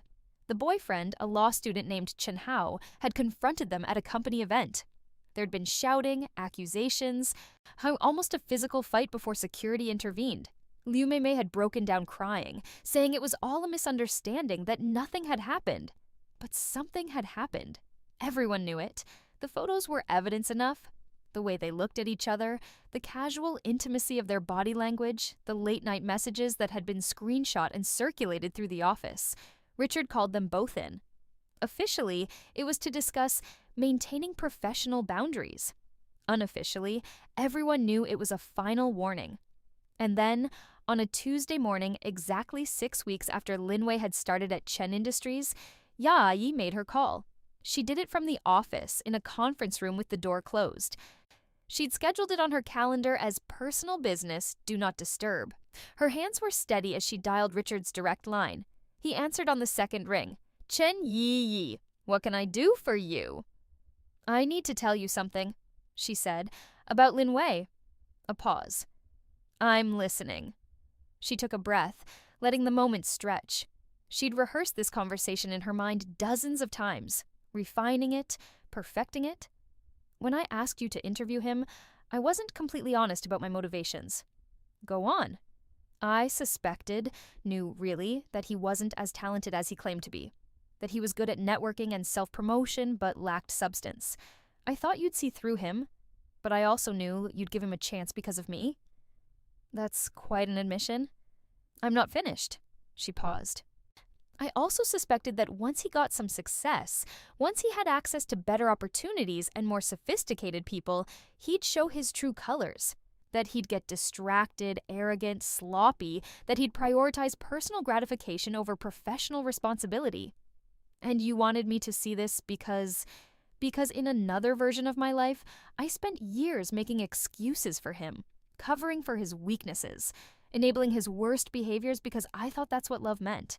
and it destroyed me. Silence on the other end of the line. Then, another version of your life?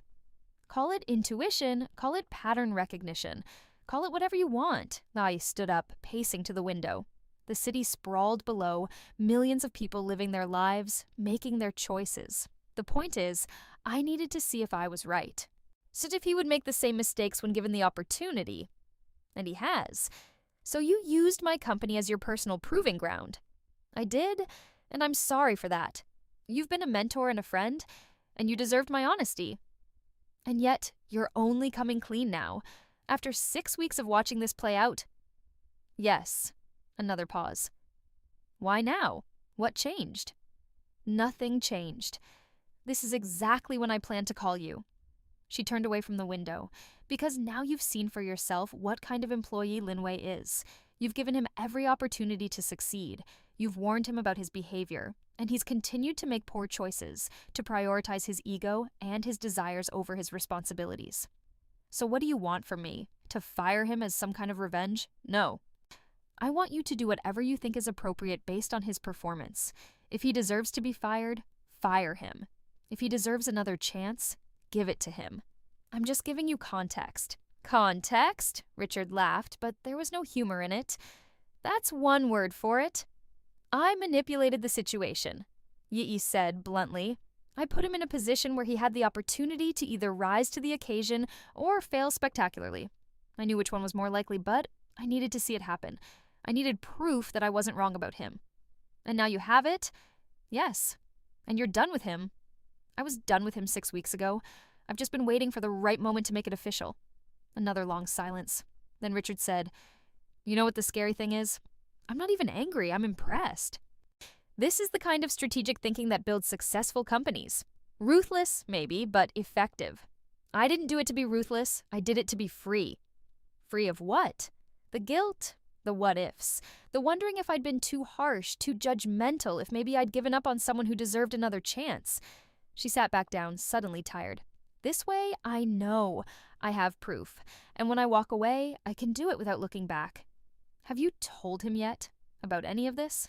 No, that comes next. When? Tonight, probably. He's been texting me constantly, begging to see me. I think it's time to put him out of his misery. You're cold, Chen Yi. I never noticed that before. I'm not cold. I'm just done being warm to people who drain my heat. Richard laughed again, and this time it sounded genuine. All right, well, for what it's worth, Linwei's performance review is next week. Based on his recent track record, I'll be recommending we part ways. Not because of this conversation, but because he's not meeting the standards we require. That's fair. Is it? I'm still not sure about any of this. But I respect that you were honest with me, even if it took you a while to get there. Thank you. And Yi, for what it's worth, I hope you find what you're looking for, whatever that is.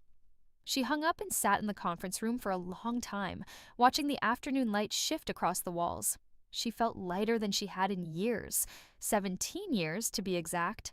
Like she'd set down a burden she'd been carrying so long she'd forgotten it wasn't part of her body. Her phone buzzed. Linwei. Please, I really need to see you. Tonight, I'll come to you. She typed back, Okay, come to my apartment, 7 p.m. Then she called Xiao Mei. Can you make yourself scarce tonight? I need the apartment. Hot date? More like a final exam. That sounds ominous. It's not, it's just necessary. Xiao Mei agreed to stay at her boyfriend's place. Yi spent the rest of the afternoon working, focusing on projects and reports, letting her mind settle into the familiar rhythm of problem-solving and strategic thinking. At 6:30, she left the office. She stopped at a grocery store and bought ingredients for dumplings, the same recipe her mother had taught her, the same ones they'd made together on Christmas. She wasn't sure why. Maybe because cooking was meditative, a way to keep her hands busy while her mind prepared for what was coming. She was rolling out dough when Linwei knocked on the door at exactly 7 p.m. Punctual for once.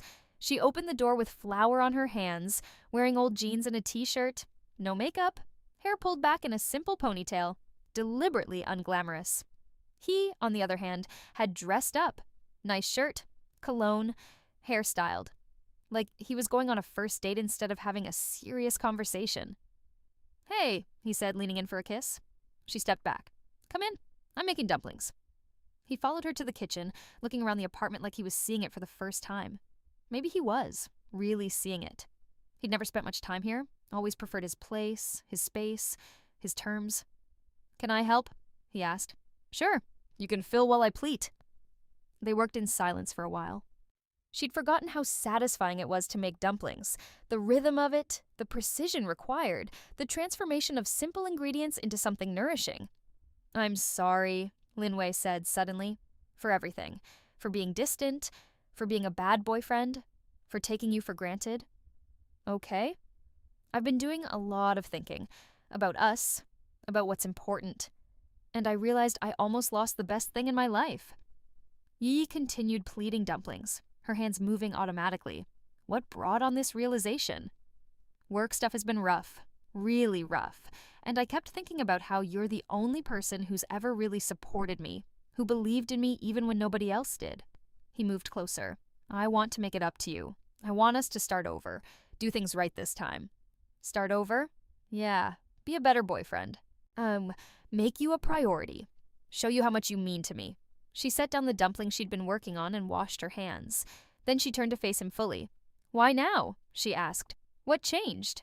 I told you. I almost lost you. That scared me. You didn't almost lose me, Linwei. You did lose me. Weeks ago. You just didn't notice. He blinked. What? When you came to me and said you wanted to be more casual, what you really meant was you wanted to keep me as a backup plan while you explored other options. You wanted the security of having a girlfriend without the inconvenience of actually being a boyfriend. That's not... Let me finish. Her voice was calm, measured. You spent the last 6 weeks pursuing Lu Mei, taking her to expensive dinners I never got invited to, going on weekend trips you claimed were for work. Yeah, texting her at all hours while leaving my messages unread for days. His face went pale. How did you... Social media exists, Linwei. You weren't exactly subtle about it. Neither was she. It's not what it looks like. We're just friends. Work colleagues? Right. That's why her boyfriend confronted you at the company event? Because you're such good colleagues. He ran his hand through his hair, destroying the careful styling. Okay, fine. Maybe I got too close to her. Maybe I crossed some lines. But nothing actually happened. I swear, I never cheated on you. You're splitting hairs. But you know what? I don't even care anymore. You don't care? No. Because whether you physically cheated, or just emotionally cheated, or just thought really hard about cheating, the result is the same. You made your choice. Now I'm making mine. Yeah, please. Don't do this. I love you. I made mistakes, but I love you. She looked at him, really looked at him, and tried to find any remnant of the feelings she'd once had. The attraction, the affection, the desperate need for his approval and love. There was nothing. Just a stranger in her kitchen saying words that had lost all meaning. You don't love me, she said quietly. You love what I can do for you, the connections I can provide, the support I offer, the way I make you feel important and desired. But me, as a person, my thoughts, my dreams, my needs, you've never cared about those. That's not true, isn't it? Name one thing I'm passionate about. One hobby I have, one goal I'm working toward, one fear that keeps me up at night. He opened his mouth, closed it, opened it again. You like your work? So does everyone. Try again. You're close with your family? Strike two. This isn't fair. You're setting me up to fail. No, Linwei, you set yourself up to fail by spending 2 years with someone and never bothering to actually know them. She crossed her arms. But it's fine, because I don't know you either, really. I know the performance you put on, the mask you wear, but the real you, the person underneath, I don't think I want to know him. So what? You're breaking up with me? Just like that? I'm acknowledging what's already true. We've been broken up for weeks. This is just the official notification. He stared at her, his face cycling through emotions, shock, anger, hurt, calculation. She could see him trying to figure out the right thing to say. The correct performance that would make her change her mind? You're making a mistake, he said finally. I'm going places, Yayi. My career is taking off. In a few years, I'll be at the top of this industry. You'll regret giving up on us? Maybe, but I'll regret staying with you more. Because of Mai? I told you, nothing happened. It's not about Mai. It's about you, who you are, what you value. How you treat people. She picked up the tray of dumplings. You can let yourself out. Wait, just wait. He grabbed her arm. Can't we talk about this? Work through it? She looked down at his hand on her arm, then back up at his face. Let go of me. Let go. He released her, and she carried the dumplings to the stove, dropping them into boiling water one by one. She could feel him standing behind her, breathing hard, so trying to figure out his next move. You're going to regret this, he said, his voice tight with barely controlled anger. I helped you get where you are. I supported your career. And this is how you repay me? She almost laughed. You helped me? Please, elaborate. I introduced you to people. I gave you advice. I was there for you. You introduced me to exactly one person, and that was your college roommate who worked in a completely different industry. You gave me advice like, just work harder, which is useless. And you were there for me only when it was convenient, only when it made you look good. That's bullshit, is it? Name one time you sacrificed something important to you for my sake. One time you put my needs above your own. Silence. Right, she stirred the dumplings. You can't, because it never happened. And that's fine, that's who you are, but I'm done pretending it's enough. You're cold, he said. You know that? You're a cold, calculating bitch who never really loved me. And there it was. The real Lin Wei, the one who lurked beneath the charming exterior, the one who turned vicious when he didn't get his way, who lashed out with words designed to hurt. In her first life, this would have destroyed her. She would have internalized it, believed it, spent years thinking maybe he was right. Maybe she was the problem. Now she just felt tired. If that's what you need to believe to make yourself feel better, go ahead, she said. But we're done. Please leave. You'll be sorry. When I'm successful and happy with someone better than you, you'll realize what you gave up. I hope you're right. I hope you do find happiness. I genuinely do. She met his eyes. But it won't be with me, and it won't be my loss. He stood there for another moment, and she could see him struggling, wanting to say something cutting, wanting the last word, wanting to hurt her the way she'd hurt him. But she was done giving him that power. Goodbye, Lin Wei. He left. The door slammed behind him hard enough to rattle the windows. Yi finished cooking the dumplings, plated them, sat down at her small table, and ate. They were good. Not as good as her mother's, but close. She savored each bite, letting the familiar flavors ground her. She felt nothing. No sadness, no relief, no triumph, just a quiet emptiness where her relationship with Lin Wei had been, like a tooth pulled after years of aching. Her phone buzzed. A text from Richard. I assume from the office gossip that you and Lin Wei are finished. She replied, yes, as of about 10 minutes ago. Good. For what it's worth, you handled that whole situation with remarkable restraint. I would have blown up at him weeks ago. Maybe that's the difference between us. You know your worth. I had to prove mine. You don't have to prove anything to anyone, least of all him. But I understand the impulse. She set down her phone and finished her dumplings. Outside, the city hummed with life, cars and voices, and the distant sound of construction. Beijing, eternal and changing, grinding forward regardless of individual dramas. She was 26 years old. She had a good job, good friends, her parents were alive and healthy, and she had 17 years of experience, showing her exactly which mistakes to avoid. For the first time since she'd woken up in this timeline, in this younger body with all her older memories, Yi felt something that wasn't confusion or grief or cold calculation. She felt hopeful. The fallout was swift and exactly as predictable as she'd anticipated. Lin Wei's performance review happened the following week. Richard, true to his word, evaluated him purely on his work, which had been mediocre at best, actively harmful at worst. The lost Huawei contract alone was enough to warrant termination, but combined with the workplace drama, the missed deadlines, and the general unprofessionalism, the decision was obvious. He was let go with 2 weeks severance and a neutral letter of recommendation. Generous, considering. Yue heard about it through the office grapevine before Lin Wei tried to call her. She ignored the call. And the next 7 after that? Finally, he sent a text. This is your fault. You sabotaged me. You poisoned Richard against me because you couldn't handle me breaking up with you. She blocked his number without responding. The texts came from different numbers. Friends' phones, borrowed phones, even an email from a newly created account. Each message was more desperate, more accusatory. She was a manipulative bitch. She'd ruined his life. She'd destroyed his career. All because he'd been honest about needing space. She blocked each new number and deleted each email without reading past the first line. She didn't owe him her attention, her energy, or her emotional labor. After 2 weeks, the messages stopped. According to the gossip network, which was surprisingly efficient, he'd found a new job at a much smaller firm for a fraction of his previous salary. Liu Maimei had transferred to a different department, and her boyfriend had dumped her. The whole situation had the bitter aftertaste of a cautionary tale. Yi felt nothing about any of it. It was like reading about strangers in a news article, people whose lives had briefly intersected with hers but held no lasting significance. She threw herself into work. Richard, impressed by her Lenovo campaign and apparently not holding the Linwei situation against her, started giving her bigger clients and more responsibility. She worked long hours, but unlike in her first life where the work had been an escape from a miserable relationship, now it was genuinely fulfilling. She was good at what she did. She was building something. In March, so her father went for his physical. The doctor found an aneurysm.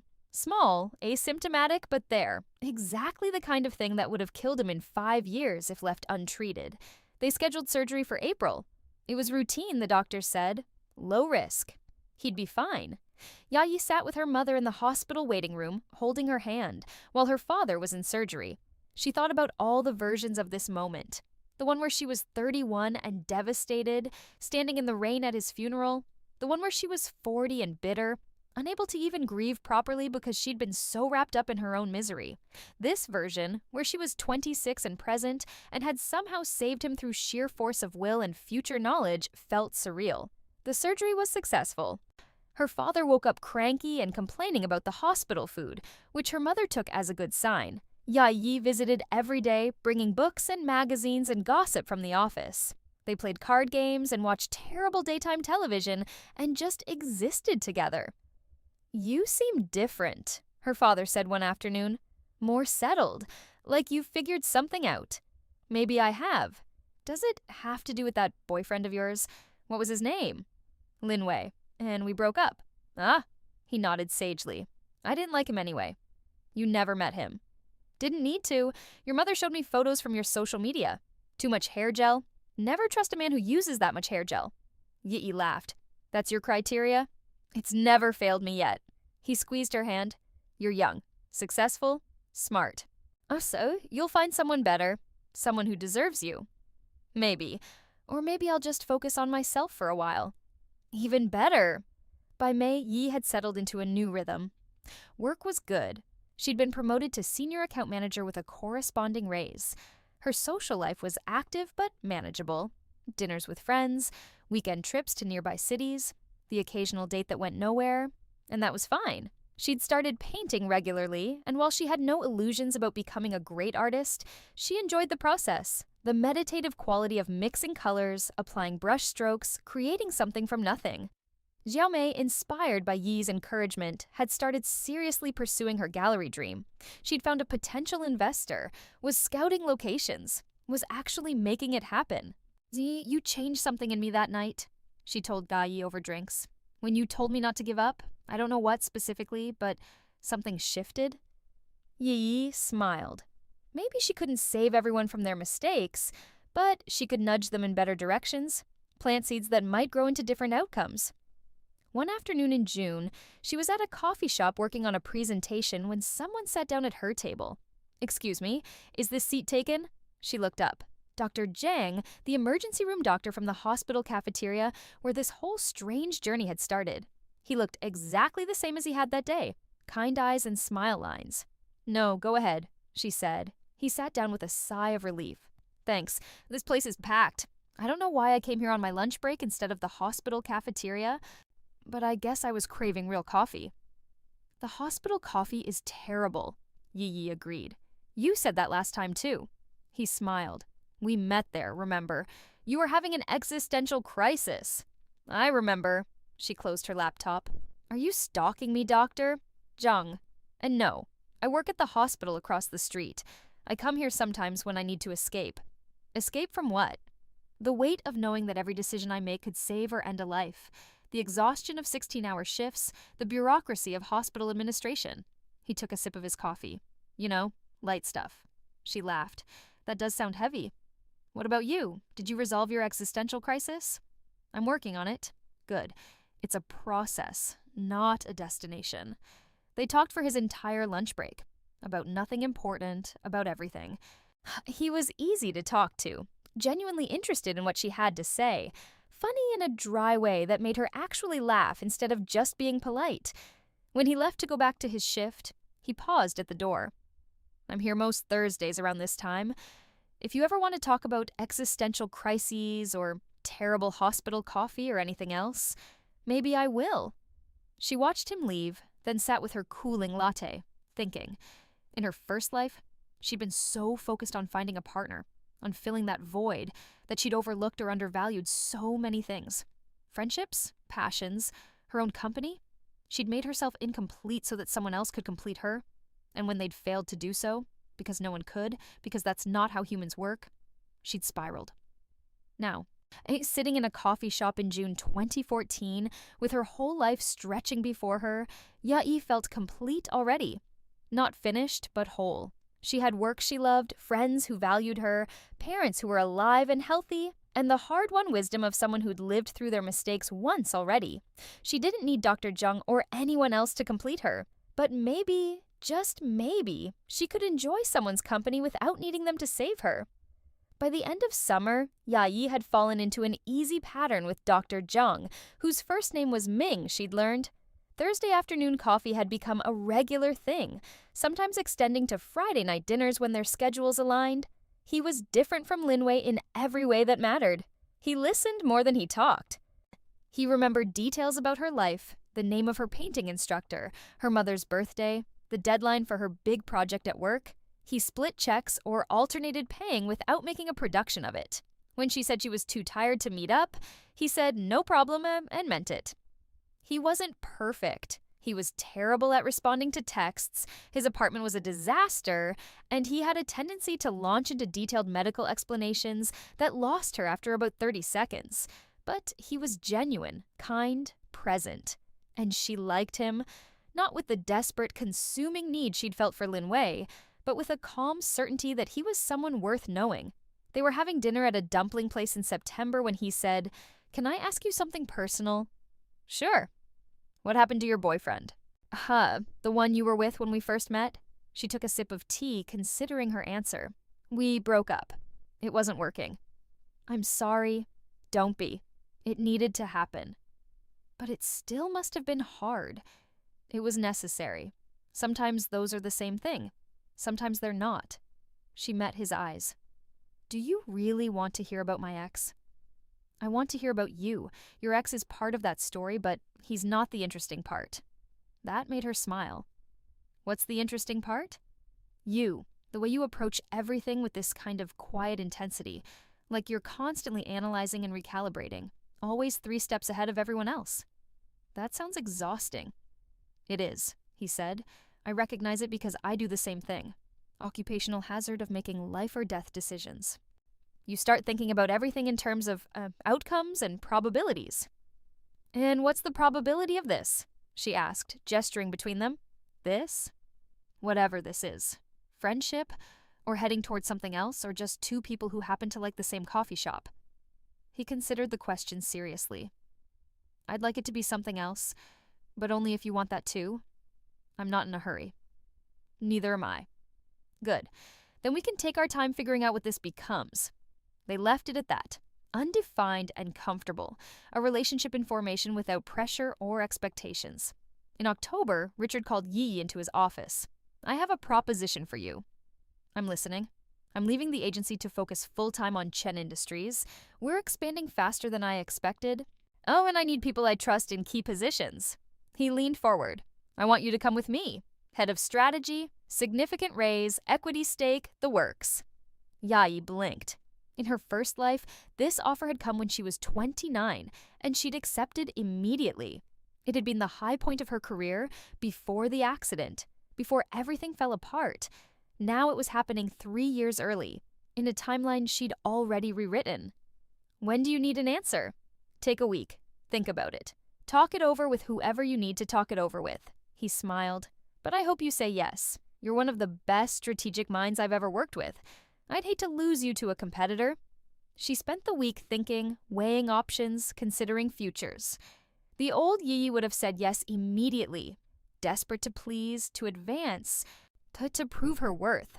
The new Yi, or rather the Yayi who'd lived through this once already and knew better now, took her time. She talked to her parents, who were proud but cautious. She talked to Xiaomei, who was excited for her. She talked to Ming, who asked thoughtful questions about what she wanted, not what she should do. And she thought about the future, not the one she'd already lived, but the one she was building. In her first life, taking this job had been the beginning of the end in some ways. The increased stress, the longer hours, the way it had consumed her life and left no room for anything else. But this time could be different. She was different.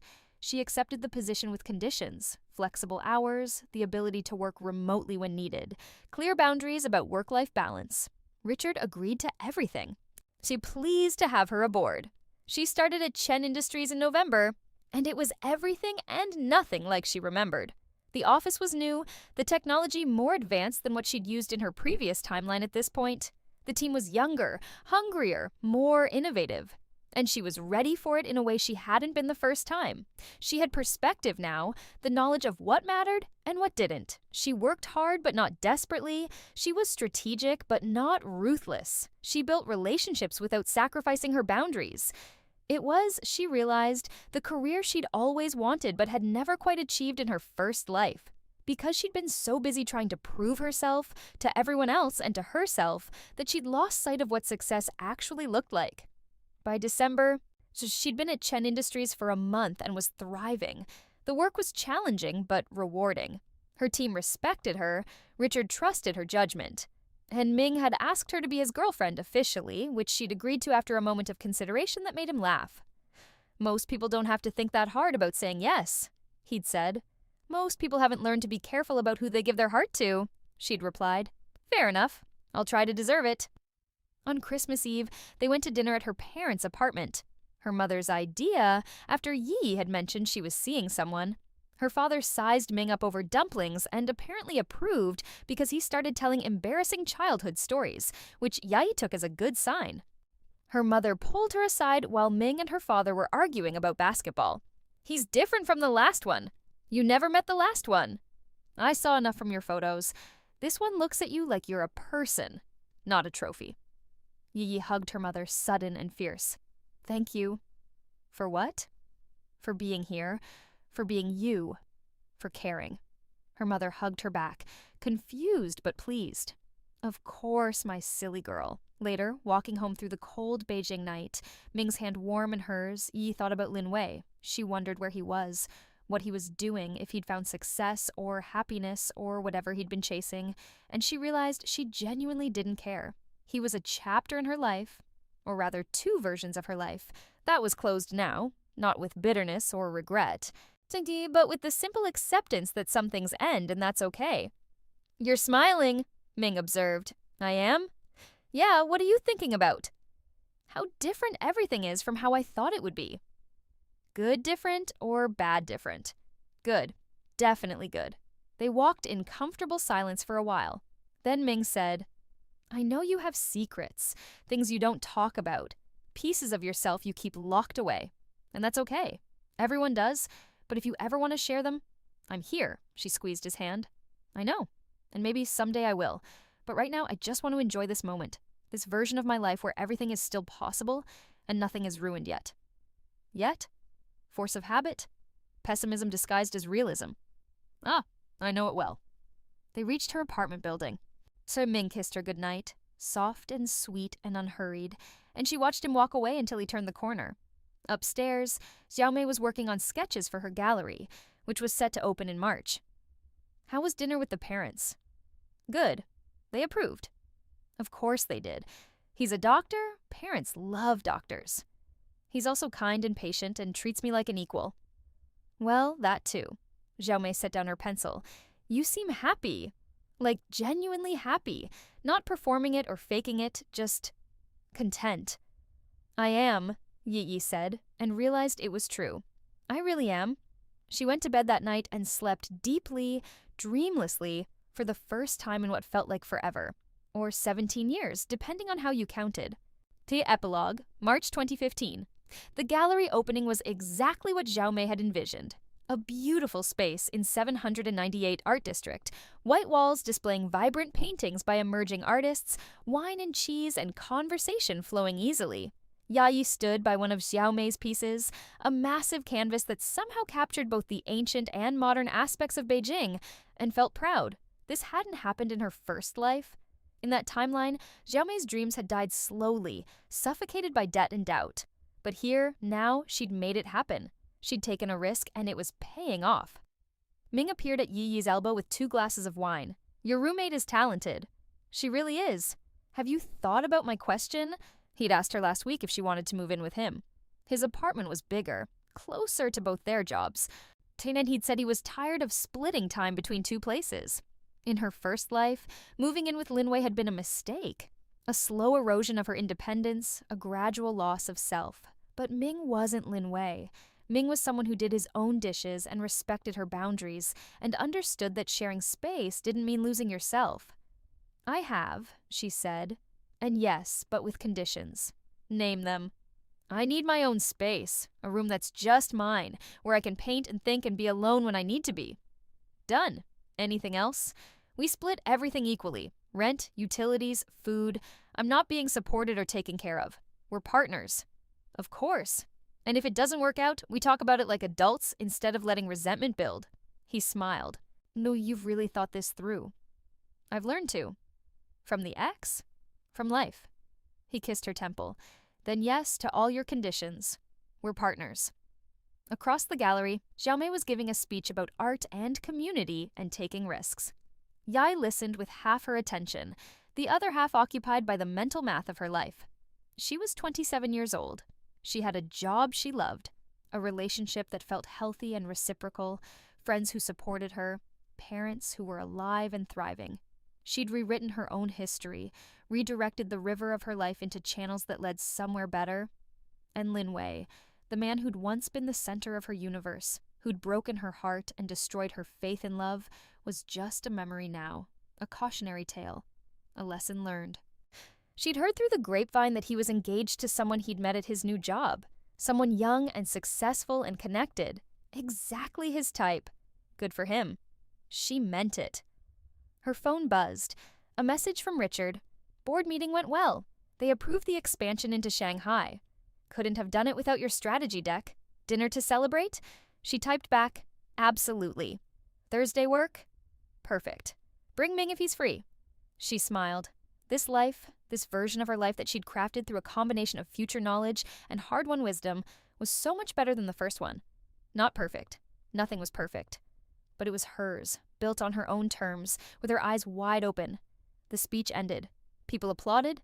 Xiaomei caught Yi's eye across the room and grinned, and Yi raised her wine glass in salute. To second chances, to choices made with clarity instead of desperation, to lives rebuilt from the ruins of what could have been, Ming's arms settled around her waist, comfortable and warm. "What are you thinking about?" "Jasmine tea," she said. "Random?" "Not really. It's the smell that started everything. Or rather, the smell I associate with the moment I realized everything could be different." "You're being cryptic again." "I know. I'll explain someday. Maybe. I'll wait." And he would. That was the thing about Ming. He had patience for her complicated thoughts and mysterious references. He didn't need to understand everything about her immediately. He was content to learn her slowly, piece by piece, revelation by revelation. That night, lying in bed in her apartment for one of the last times before the move, Yi thought about the phone call, the one she'd made to Richard about Linwei, the culmination of her careful planning and strategic maneuvering. It hadn't been revenge exactly. Revenge implied emotion, and by that point she'd felt nothing but cold certainty.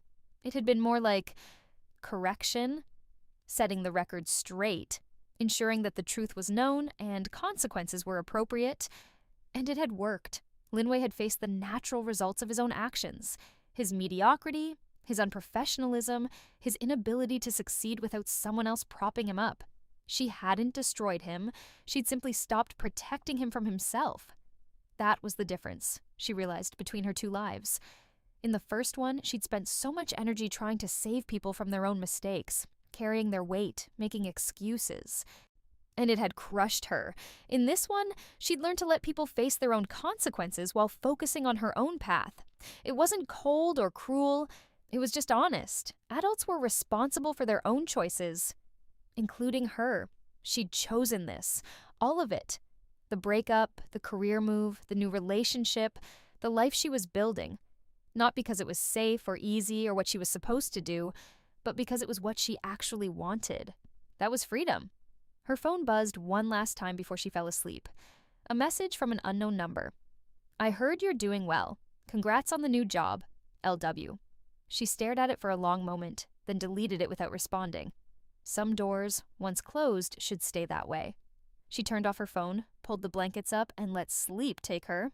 Tomorrow she'd start packing for the move. Next week she'd start the Shanghai expansion project.